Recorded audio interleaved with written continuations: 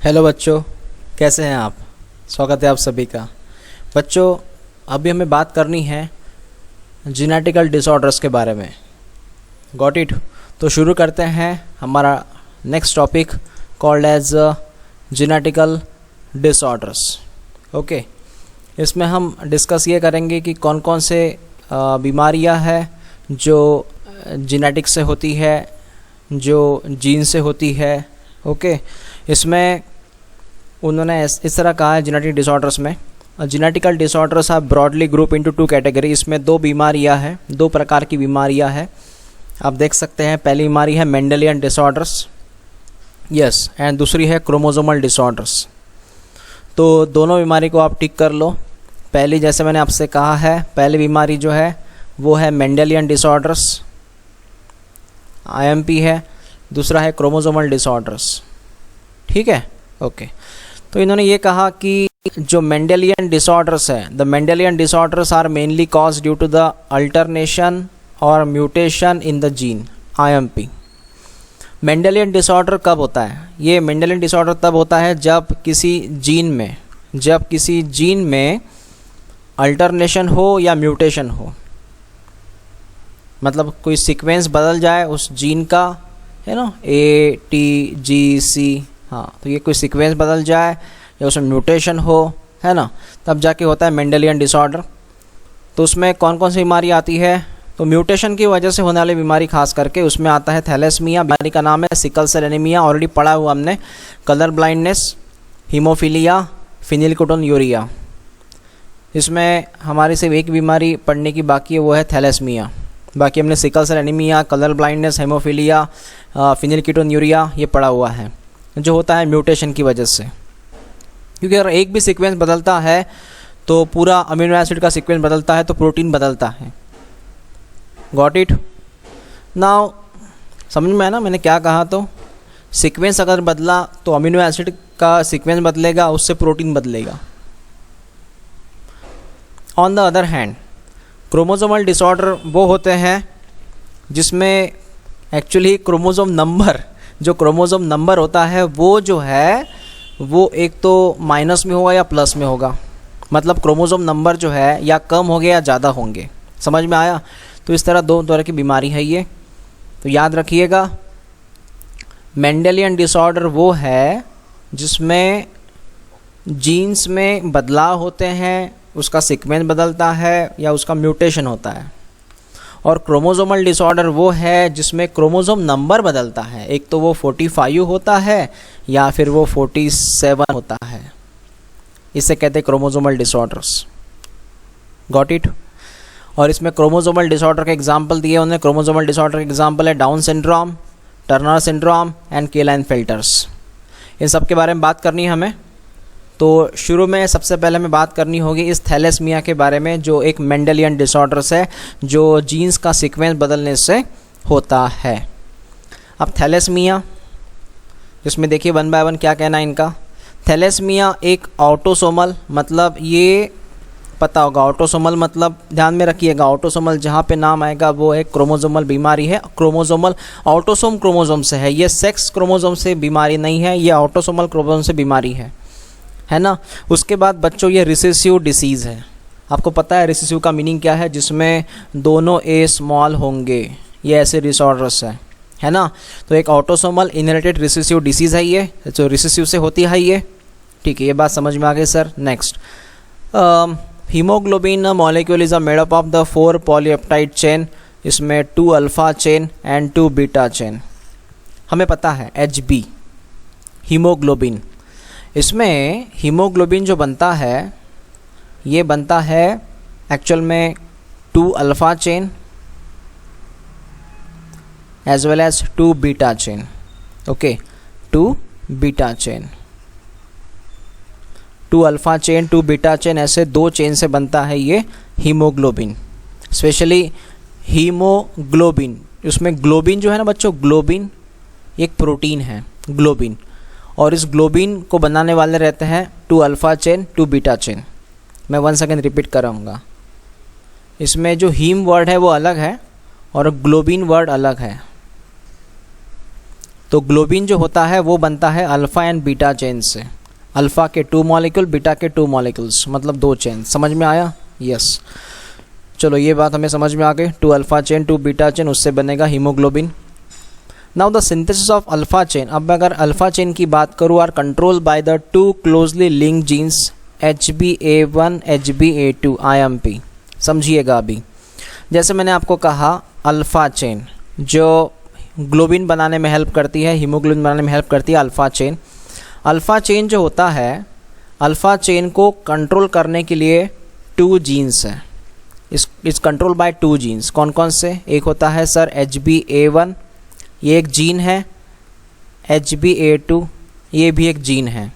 ऐसे 2 जीन्स है, ये वो कंट्रोल करते हैं बच्चों अल्फ़ा चेन को। ये समझ में आया? और ये जो HbA1 HbA2 जो जीन्स है, HbA1 HbA2 जो जीन्स है, वो पाए जाते हैं क्रोमोसोम नंबर 16। इसी को लिखते हैं हम CHR, क्रोमोसोम नंबर 16। तो क्या समझ में आया आपको?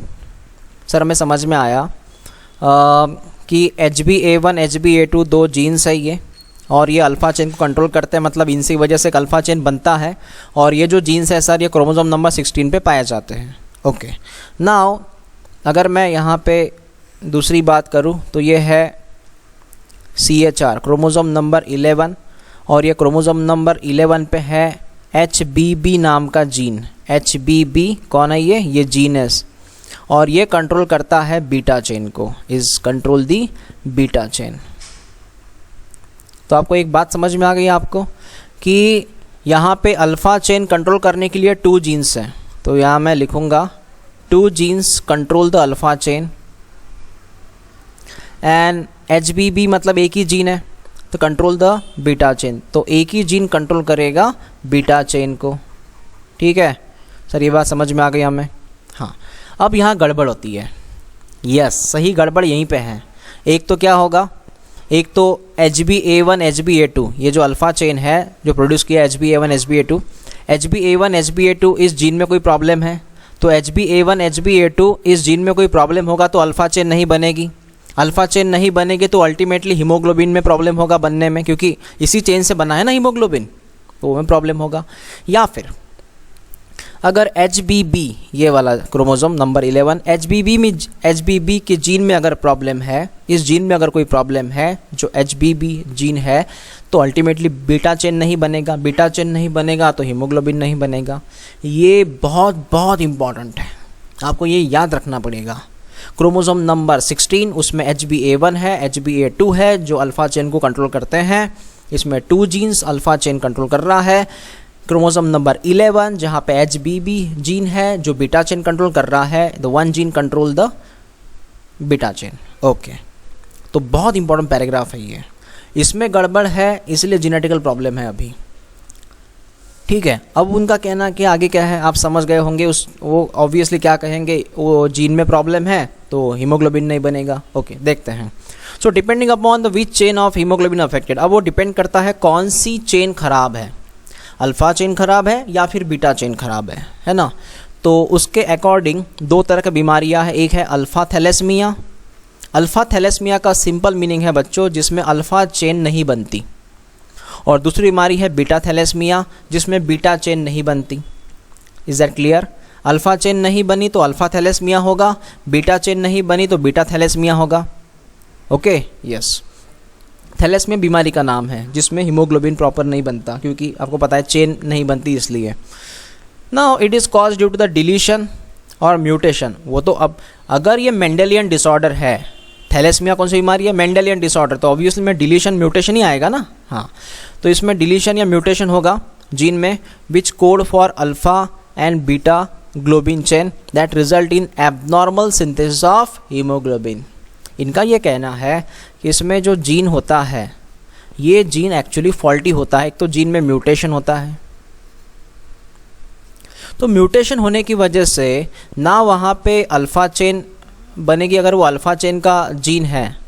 हाँ, अगर ये जीन अल्फ़ा चेन से है तो अल्फ़ा चेन प्रॉपर नहीं बनेगी तो हीमोग्लोबिन प्रॉपर नहीं बनेगा। अगर वो बीटा जीन का अगर वो जीन है तो वहाँ पे बीटा चेन प्रॉपर नहीं बनेगी तो भी हीमोग्लोबिन प्रॉब्लम होगा। तो वहाँ पे एबनॉर्मल सिंथेसिस ऑफ हीमोग्लोबिन होगा। समझ में आया? क्योंकि सर चाहे वो जीन अल्फ़ा का हो या बीटा का हो, वहाँ पे डिलीशन म्यूटेशन हो चुका है, मतलब वो एबनॉर्मल जीन हो चुका है। Okay, now in thalassaemia, thalassaemia में होता क्या है अभी? In thalassaemia the person shows the symptoms like anaemia, pale yellow skin, change in the size and the shape of RBC, slow growth and development, ये तो पता है आपको सब कुछ, डार्क यूरिन होता है, ठीक है। एनीमिया पता है आपको क्या है?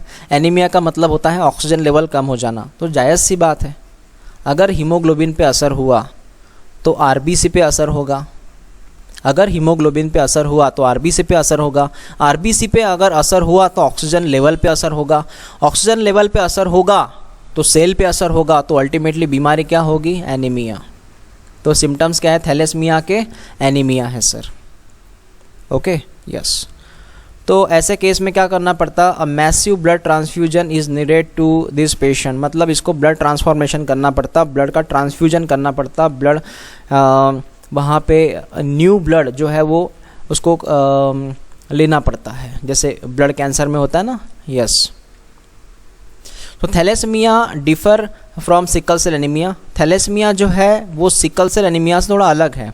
देखो सिकल सेल एनीमिया में क्या हुआ था? सिकल सेल एनीमिया में वहाँ पे एक पॉइंट म्यूटेशन हुआ था, मतलब सिकल सेल एनीमिया की कंडीशन आप जानते हैं, हमने पढ़ा हुआ है सिकल सेल एनीमिया, आपको याद है हमने सिकल सेल में पढ़ा था, हमने लिखा था वहाँ पे HbA normal gene, HbS, yes का मतलब सिकल सेल वाला जीन जो एबनॉर्मल हो चुका है ना। यस। सो थैलेसीमिया अलग चीज़ है, सिकल सेल एनीमिया अलग चीज़ है। द फॉर्मर इज़, अब देखिए द फॉर्मर का मतलब होता है यहाँ पे थैलेसीमिया, फॉर्मर का मतलब कौन है? Thalassaemia. Thalassaemia is a qualitative problem of synthesis of few globin molecules, while the latter का मतलब है, latter का मतलब होता है ये sickle cell. Okay, qualitative problem synthesis of an incorrectly functional globin, actually यहाँ पे उन्होंने देना चाहिए द फॉर्मर का मतलब होता है, फॉर्मर मतलब पहले वाला मतलब है थैलेसीमिया। थैलेसीमिया जो है एक यहाँ पे क्वालिटेटिव के बदले चाहिए वहाँ पे क्वांटिटेटिव, मतलब कितनी क्वांटिटी है। अब ये सर क्वांटिटी क्या है? हाँ समझिए, क्वांटिटी का मतलब ये होता है वहाँ पे दो चेन है ना, alpha chain beta chain. Yes, alpha chain and beta chain. Alpha chain beta chain होने की वजह से एक्चुअल में दो में से कौन सा प्रॉब्लम है, अल्फ़ा का प्रॉब्लम है या बीटा का प्रॉब्लम है, उसके ऊपर उनकी क्वांटिटी डिसाइड हो जाती है। अगर वो अल्फ़ा की प्रॉब्लम है तो अल्फ़ा में दो जीन्स आते हैं, आपको पता है 2 jeans control the alpha chain, और इसमें एक ही जीन आता है ना। इसकी दोनों जीन्स की प्रॉब्लम है, इसके एक ही जीन्स की प्रॉब्लम है, तो ये डिसाइड होता है क्वांटिटी में, ठीक है। तो ये फॉर्मर जो है क्वांटिटेटिव प्रॉब्लम है ना, और जो सिकल सेल एनीमिया है वो एक क्वालिटेटिव प्रॉब्लम है, ये इनका कहना है। ओके, ये बात समझ में आ गई। तो आप इतनी याद रखिएगा कि जीन में प्रॉब्लम आता है तो अल्फ़ा चेन में प्रॉब्लम आता है, बीटा वाले जीन में प्रॉब्लम आता है तो अल्टीमेटली बीटा चेन में प्रॉब्लम आता है, तो हीमोग्लोबिन जो है प्रॉपर नहीं बनता। इसके जो सिम्टम्स है अच्छे से पढ़िएगा, गॉट इट। इम्पॉर्टेंट बीमारी है ये, एग्ज़ाम में इनके बारे में आपसे पूछ सकते हैं वो, ठीक है बच्चों। ओके।